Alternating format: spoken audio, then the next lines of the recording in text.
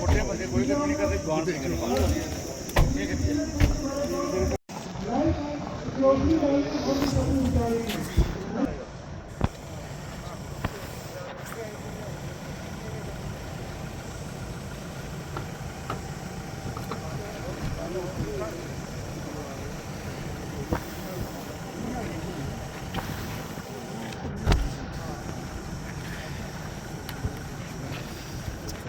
शहीद अमरजीत जी, भारत माता की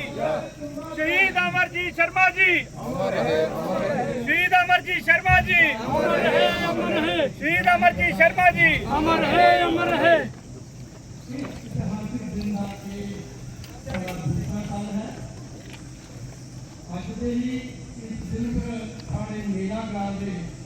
बड़े ही होनहार डॉक्टर जलाल पता नहीं कितना बड़ा नुकसान हो जाता था, कितने ज्यादा लोग मरी जाते थे, लेकिन उन्हें अपने बलिदान की आहुति दी और उस आहुति के कारण एक ग्राम का जो बाकी का बड़ा बड़ा नुकसान होना है उस हमारे भी पहुंच चुके हैं। मैं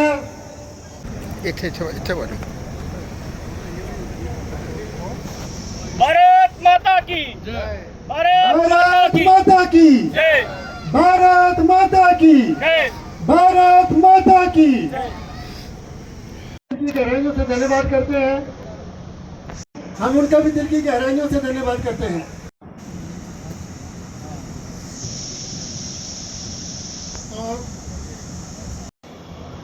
डॉक्टर साहब हमारे कंडी बेल्ट से हमारे ब्रिगेडियर हैं नौजवान, मैं उनसे भी राममूर्ति शर्मा जी उनसे। तो अब मैं फिर इस नौजवान शहीद जो हमारे अमर जी हमारे एक बहुत ही गरीब परिवार से 9:30 बजे के बीच ये हादसा जहाँ पर हुआ था, जहाँ पर ये समाधि बनी है ठीक इसके कोई 4-5 फुट है। तो शहीद लड़ते लड़ते अपने प्राणों की परवाह न करते हुए आज का दिन जो है उनकी याद में मनाया जा रहा है। सर जगह पर मनाया जाता है। उन जगहों में से एक जगह है गांव मेला, तहसील हीरानगर, डिस्ट्रिक्ट कठुआ। गांव को बचाया, अगर वो जहाँ पर शहादत ना देता सर, हो सकता वो मिलते हमारे गांव में चले जाते और अपनी जान जो है वो कुर्बान कर दी। सिंह जी बैठे हैं जो मूवमेंट कल्की के प्रधान पोएम के रूप में प्रस्तुत किया था और उसका नाम था लड़ने के लिए, अपने प्राणों की आहुति देने के लिए जब जाते हैं और अपने देश के लिए वो शहीद होते हैं, उस रास्ते पर मुझे वहाँ पर मुझे खुशी होगी कि मैं किसी के काम आया हूँ। तो अब मैं अनुरोध करूँगा हमारे भी बलदेव सिंह जी जो बलौरिया जी हैं उनसे अनुरोध करूँगा कि वो मंच पर आए और अपने शब्द जो है वो इस शहीद के प्रति प्रकट करें।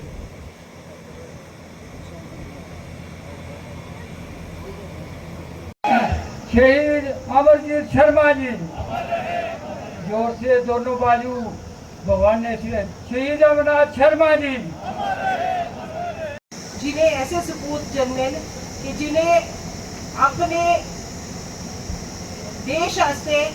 अपने स्थान आस्ते, अपने लोकें आस्ते अपने प्राण कुर्बान करने की सोची नहीं और उन्हें आख्या कि अस दुए कियां बचाई सकते। जिहड़ा भाईचारा इत्थे सक्का भरा दे लगे दा मगर उहदे कन्नै जिहड़ी टीम होर लगी दी है वो भी भराएं कोला घट नहीं है। मेरे आस्ते एक बड़ी सराहनीय गल है कि अज भी अस इन्ने सालें दे बाद उनेंगी जिहड़ा बंदा चली आ ते अपने आप ही अमर करी आ, मगर उसदे आस्ते जिहड़ी जद्दोजहद इत्थे होआ दी है उसदे आस्ते स्मारक बनाना है और ये करना है। मैं आखनी आ धन है जज्बा उस भरा दा जिहड़ा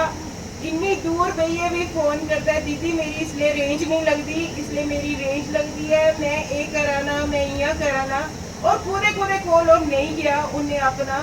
सिर पटकी है अपने भरा से, मगर वो लोग भी हैं जेडे के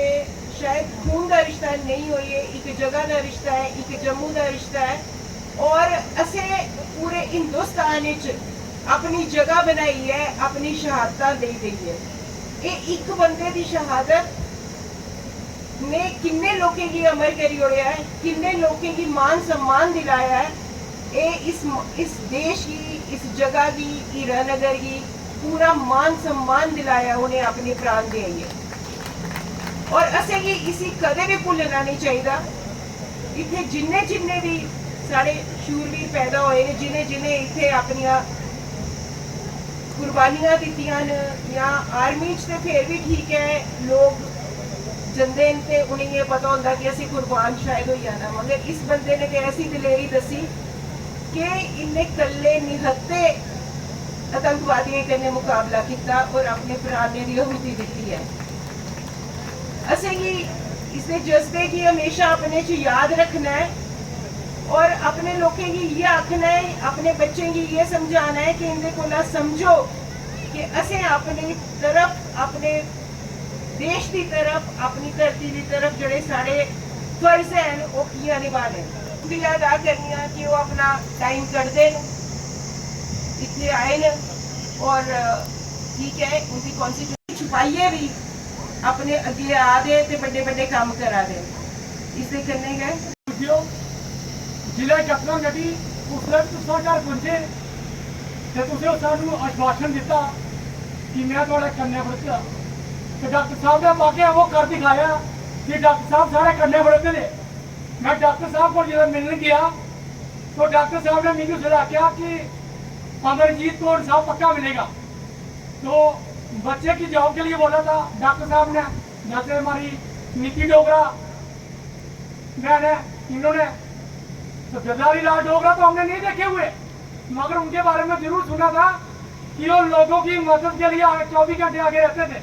मगर उनके बच्चे भी वैसे ही है। दोबारा विनती है कि आप लोगों का बहुत बहुत शुक्रिया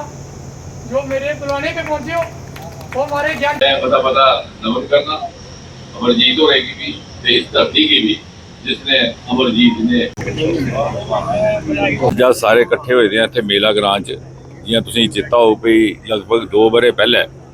इत्थे दा एक वीर सपूत अमरजीत शर्मा शहीद होया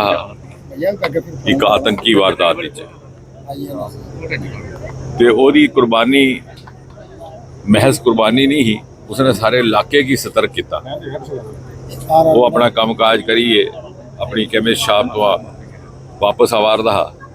आतंकियों का सामना होया, बजाय इसके जिहदे कि नठने दे, बजाय इसके कि उनके पैरें पाने दे उसने मुकाबला किया। तो वही कुर्बानी के बाद सारे इलाके ही ते फौज की भी एक किस्म की चेतावनी हुई कि हुण आतंक या वारदात इस इलाके भी होने की इम्कान होने की संभावना बना रही है। वो बाद फिर स्ट्रैटेजी भी समझ आया भी जिस चाली कश्मीर वादी विच आतंकियों पर बड़ा ज़्यादा दबाव परिवार के बैठे रहा, यकदम यह हादसा होया। परिवार सारे जाने निके निके है, पहला यह है कि वो दुकान जी वो घर वाले के नाँ करनी वो पत्नी के नाँ हुई, दूआ कि उनके नौकरी का होया, त्रीआ उनकी राशि मुआवजे का होया। वो बाद बच्चे लौके है, एक जागत वह ग्रैजुएशन करा रहा है, वो जिले उसका भी रख रखाव, एक शहीदी स्मारक बनाने का प्रस्ताव रखा सुशील जी ने भी तो बाकी भी, तो वो भी गल हुई है DC साहब कन्नै अस रेडी मिली वह भी करके, क्योंकि ये ऐसी धरती है जी सदा शूरवीरें आस्ते शहीदें आस्ते मन्नी भी गई, तो इतिहास भी इसका नाम होया। जिथे दे अनेकों फौजी ऐसे न जिन्हें कई इनाम हासिल किए, वीर चक्कर किए। अजे पिछले दिनों कि असा इत्थे एक स्कूल का नाम वकील सिंह नायक वकील सिंह होने के नाम पर भी रखा, वो भी एक क्रम शुरू हो चुके है।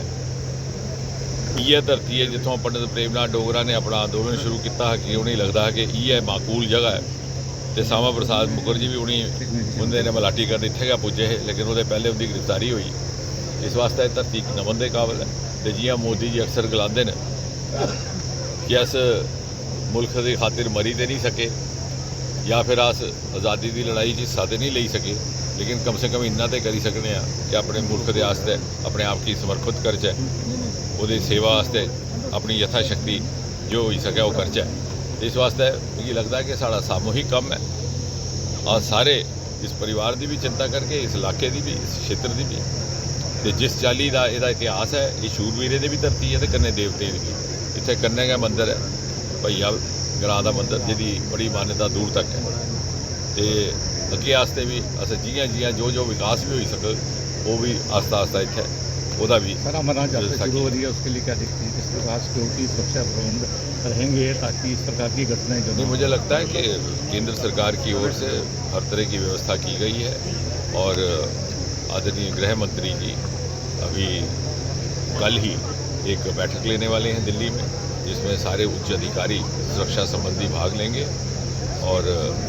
सबको आश्वस्त रहने की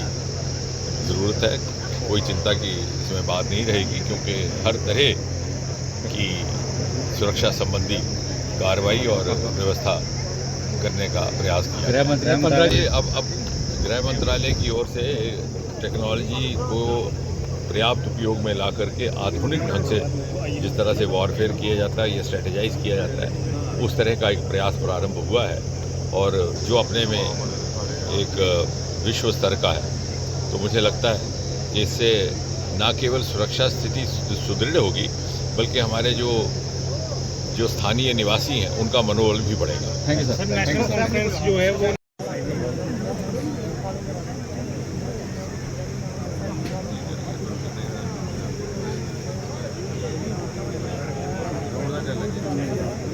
करना गया